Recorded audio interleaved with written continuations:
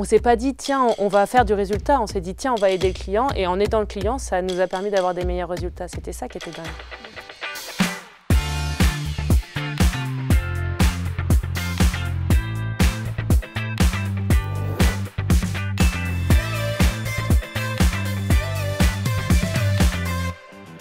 Au départ, c'est facile, entre guillemets, de commencer le lean par la production. C'est visuel, c'est physique. Ça commence à devenir plus difficile avec les commerciaux. En fait, les gens ne se sentaient pas concernés. Ils disaient mais le lean c'est pour la production, alors qu'en réalité non, pas du tout. C'est extrêmement important de développer la pensée lean au niveau du commerce, donc du service commercial et des commerciaux.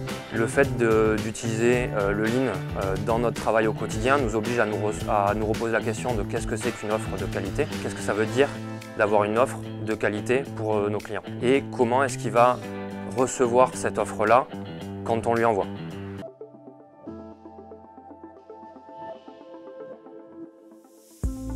Alors moi c'est Sébastien Laroche, je suis commercial chez Soditel. On a pris le réflexe à chaque fois qu'on a une insatisfaction client, on vient la noter sur ce mur.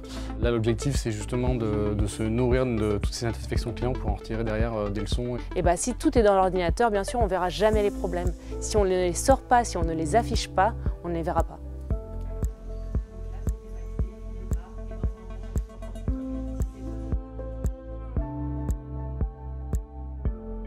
Avant, on se contentait entre guillemets d'envoyer uniquement ce devis-là avec uniquement des éléments chiffrés mais peu détaillés sur le contenu de l'offre. Et aujourd'hui, ce qu'on est venu compléter, c'est ces dossiers-là complémentaires qui viennent enrichir nos offres et répondre aux questions récurrentes de nos clients. On se permet vraiment aux clients d'avoir tous les éléments pour être satisfaits et nous derrière d'avoir un client qui n'a pas besoin de nous rappeler de façon récurrente pour avoir des informations complémentaires.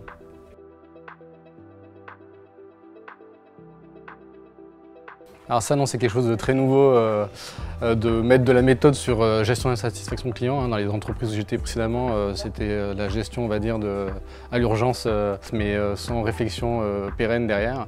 Et puis surtout, le cheminement intellectuel de cette démarche, ça me fait progresser parce qu'on est obligé de se poser des questions sur en fait, quel est réellement besoin de notre client. C'est pas uniquement un chiffrage, c'est aussi être rassuré sur le fait qu'il y a une offre qui correspond à son besoin, qui est qualitative. Effectivement, quand on parle de satisfaction client, il y a la notion de qualité d'offre, mais il y a aussi la notion de lead time au niveau de la réponse à sa demande. On se concentre de plus en plus sur comment réduire le lead time de réponse aux clients à travers nos offres. Quand on a commencé cette démarche-là, on était sur des réponses aux alentours de 10 jours. On a réussi à se stabiliser assez rapidement, à passer sur 5 jours. Et maintenant, on cherche à faire des améliorations qui nous permettront de descendre en dessous pour arriver à un objectif de 24 heures. C'est un avantage concurrentiel simple, c'est juste que le fait d'être les premiers à répondre nous permet tout simplement d'être en place avant tous nos concurrents.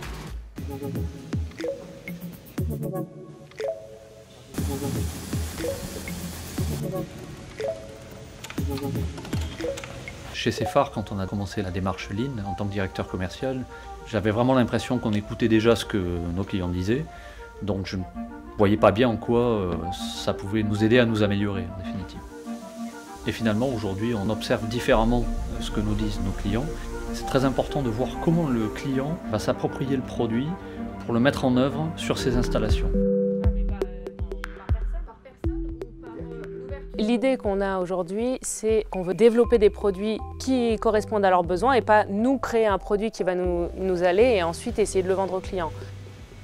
Donc en particulier, on a fait cette observation qu'en termes de conditionnement d'emballage, on pouvait optimiser ou améliorer notre emballage pour faciliter la vie du client en termes d'ouverture des cartons, mais plus exactement en termes de déballage des produits, de manière à ce que le premier produit qui sort du carton soit le produit que le client va mettre en place directement sur son filtre.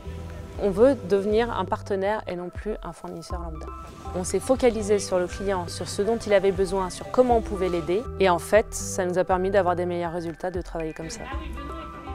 On s'est pas dit, tiens, on va faire du résultat. On s'est dit, tiens, on va aider le client. Et en aidant le client, ça nous a permis d'avoir des meilleurs résultats. C'était ça qui était dingue.